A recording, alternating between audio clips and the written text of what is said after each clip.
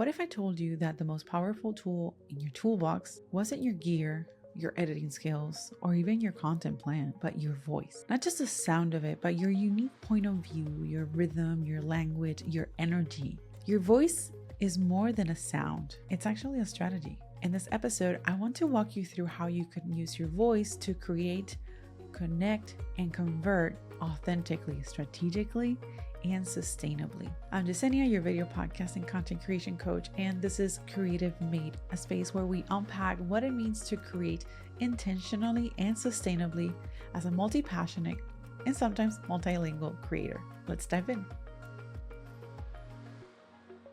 Let's start with the first part, and that is create and create authentically. One of the things that often stop a lot of creators from starting a podcast, a YouTube channel is, I don't know what to say, followed by what they actually want to say. But here's the thing. It's rarely the lack of ideas. It's the pressure to sound like somebody else or to get it right. One of my fears starting a podcast in Spanish, which by the way, it's my first language, my mother tongue. I'm from Puerto Rico. That's my first language, was to actually create content in Spanish. I thought that because I was living in the States, I needed to create content in English. But once I decided to start creating content in Spanish, I thought that I needed to sound like I was a news reporter. And it's not like that. So your most powerful content often doesn't come from a perfect phrase. It comes from clarity and connection. So I'm going to break it down into a couple of strategies on ways that you can do this.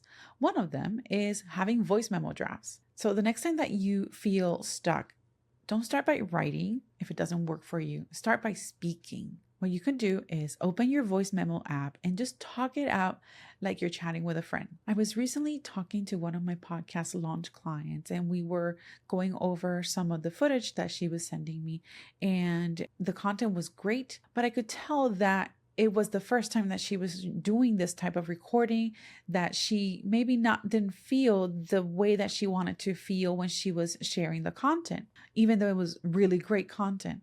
So what I told her is, forget about the microphone, although I know you're going to have a microphone in front of you. Try to forget that it's there and imagine that you're talking to a friend, that you're just spilling all the beans and talking to a friend. And she's like, oh, it clicked. And then the next time that she did the recording, she said that it clicked. It worked. So one of the good things about this is that you're letting your ideas flow without judgment. And once you're done, you can transcribe it and give it a little bit more shape. You can make it as a video if you want to. You can make it as an audio episode. You can write a vlog. You can write a blog, however you want to reutilize that. I did this with my photography thesis because I was very much stuck in how I was going to merge fashion photography and religion, which was the topic of my photography thesis, and how the two were could be very connected. So what I did was I just started talking, recording, and then it worked. The next thing that you could do is defining 3 voice anchors. To do this, you're pretty much just choosing 3 words that describe how you want your voice to feel. For example, mine, I want it to feel warm, clear, and grounded for this podcast. I don't want it to sound like I am reporting live from, I don't know, somewhere at a basketball game or something where the energy is like really high and like excited. I want this to be more calmer, more grounded, because the whole point of this show is to think and to pause and think, not just like go.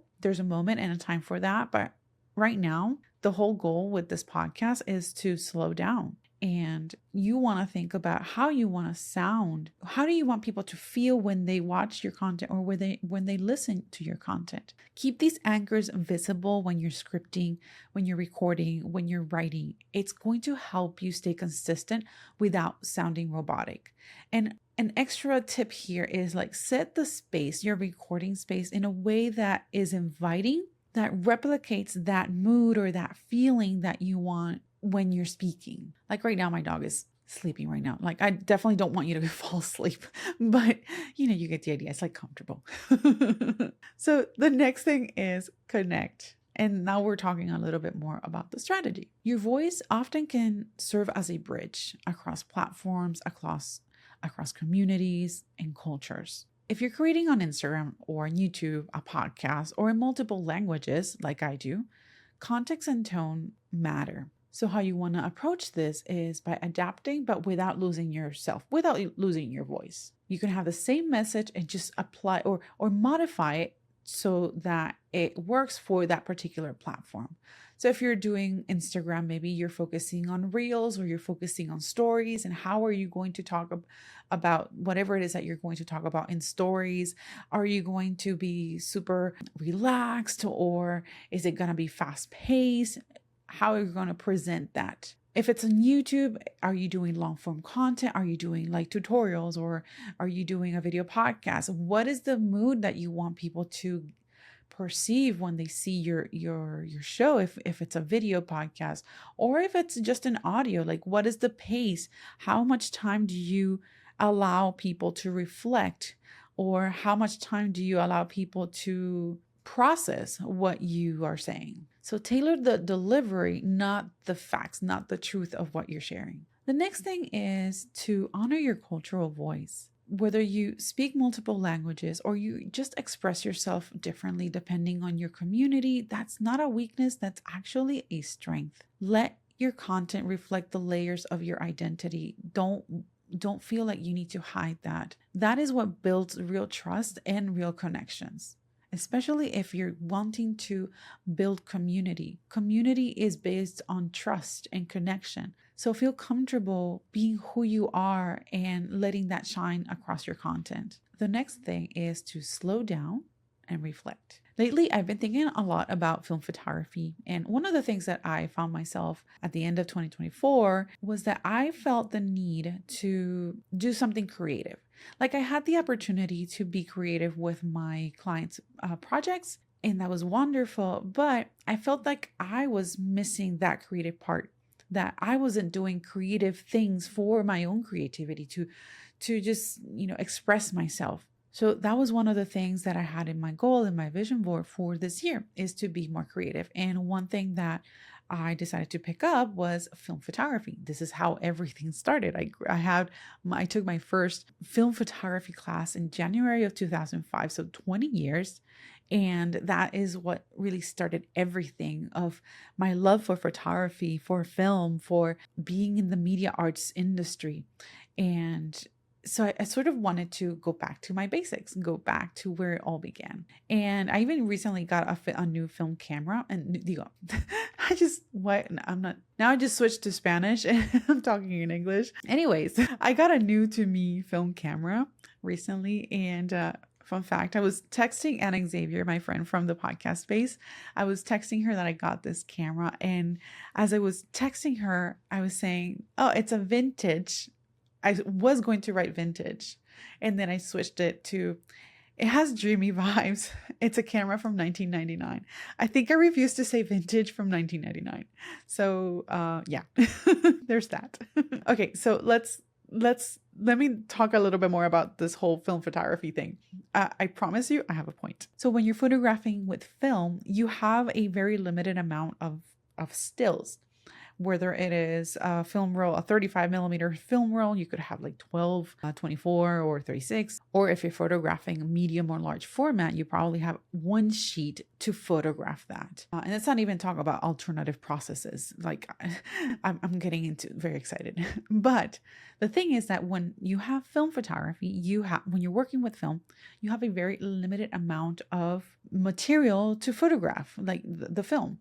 So the difference between that and digital photography is that when you have your phone, digital or any DSLR mirrorless camera, you can click and take lots of photos in in just a minute or so. With film, you have to slow down and you have to ask yourself, is this moment worth that space in that film roll?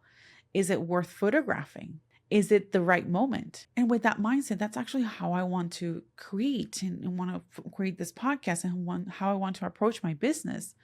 Not just being constantly in motion, but being intentionally.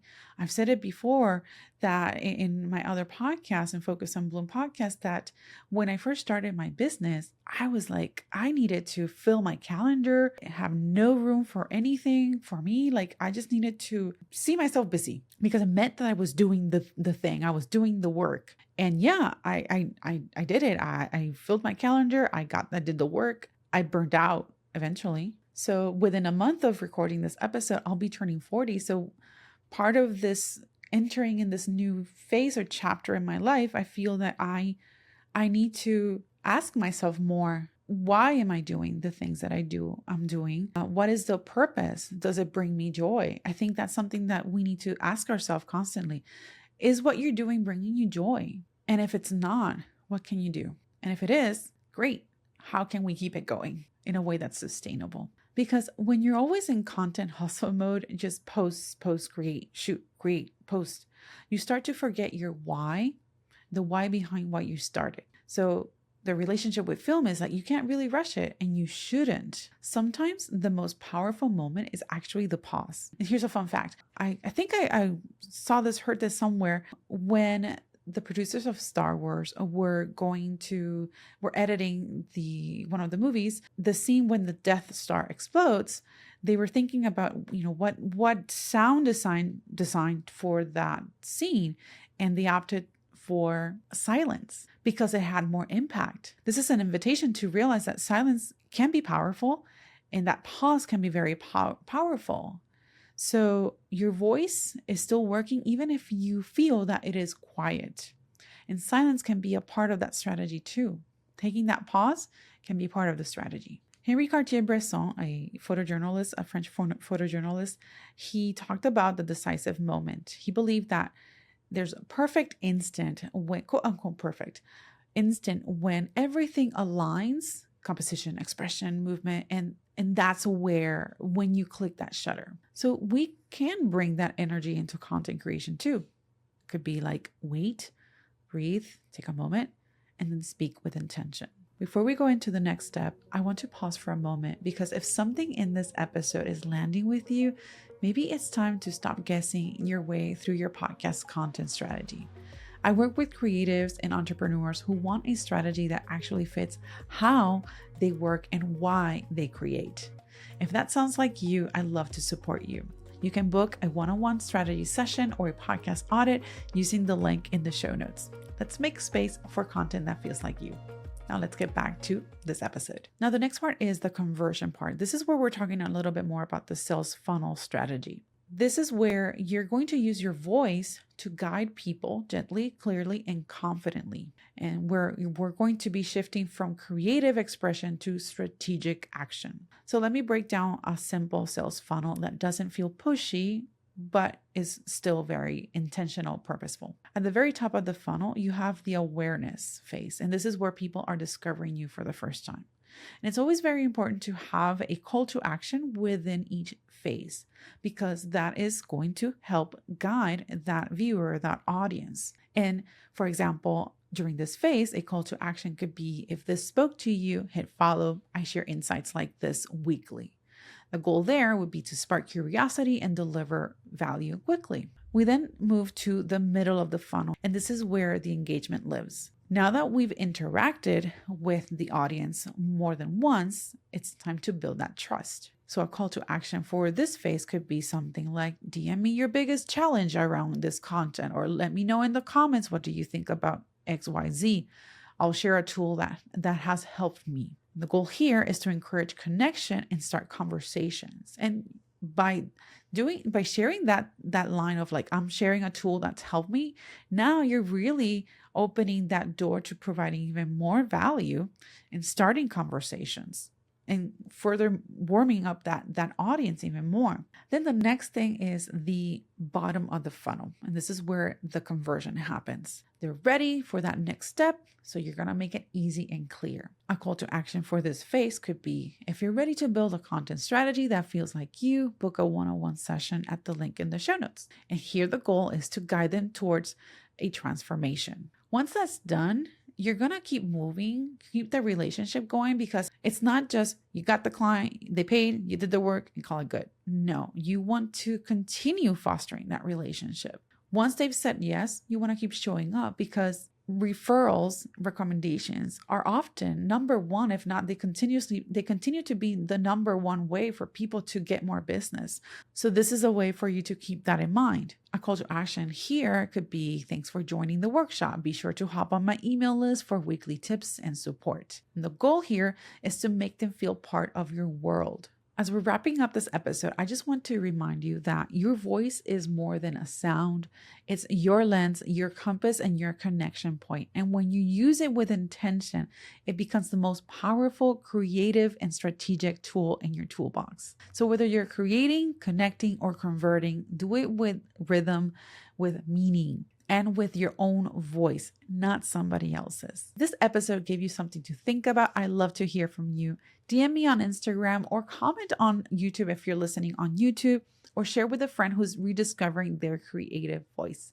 And if you're ready to align your content with your energy, your culture, and your values, let's work together. You can book a one-on-one session for a custom podcast audit or a strategy session using the link in the show notes. And until next time, stay creative.